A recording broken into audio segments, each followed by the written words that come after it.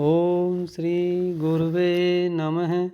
अज्ञानमोहान्धतमोपहाभ्यां विवेकवैराग्यनिधिप्रदाभ्यां विश्वेशतत्त्वं प्रतिबोधिकाभ्यां नमो नमः श्रीगुरुपादुकाभ्याम्। ओम शांति शांति शांति।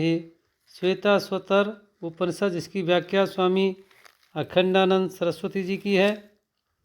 आज दूसरा प्रवचन है। विषय है वेद, प्रमाण और श्वेताश्वतर उपनिषद।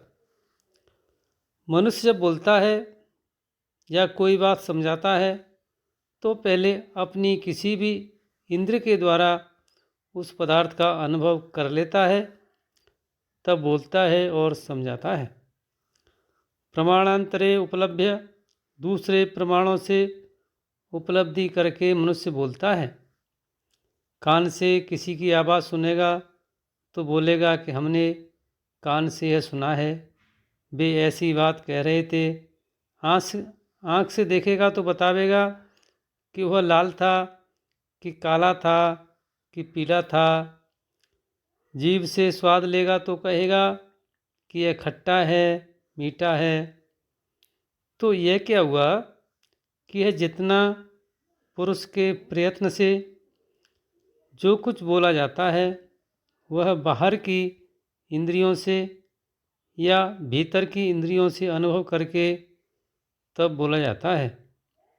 मन से ध्यान करोगे तो बोला जाएगा और बुद्धि से वह चिंतन का विषय होगा तब बोला जाएगा, अथवा जब अभ्यास करते करते बुद्धि तदाकार होकर बैठेगी तब बोला जाएगा।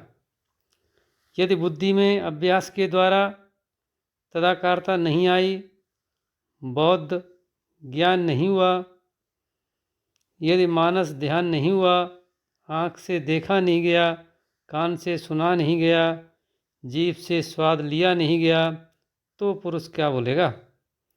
पुरुष के पास बोलने की कोई सामग्री ही नहीं रह जाती। अब देखो, जिसको ब्रह्म कहते हैं वह हमारी किस इंद्रिय के द्वारा पहले हमारे अनुभव में आवे कि उसके बारे में तब बोला जाए। तो क्या जानते ही हैं? तो आप जानते ही हैं, यत् चक्षुषा न पश्यति येन चक्षुध्वं पश्यते। जो आँख से नहीं देखा जाता, जिससे आँखें देखी जाती हैं। यन मनसा न मनुते ये ना हुर्मनोमतम। जो मन के मनन का कर्म नहीं है, बल्कि मन ही जिससे ज्ञात होता है। यस्या मतम तस्य मतम। जो मति का विषय नहीं है, मति का कर्म नहीं है, जिसके बारे में मति स्वयं यह नहीं कह सकती कि अहम मतिः इदम ब्रह्म जानामि, मैं मति हूँ, बुद्धि हूँ और मैं इस ब्रह्म को जानती हूँ। न विद्मो न विजानीमः अन्यदेव तद विदितात् अथो अविदिता ददे।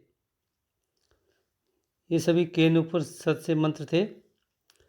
तब फिर वह पुरुष की किसी भी इंद्र के द्वारा, मन के द्वारा, बुद्धि के द्वारा ब्रह्म अनुभव का विषय नहीं होता, तो कोई भी पुरुष उसका कैसे निरूपण करेगा?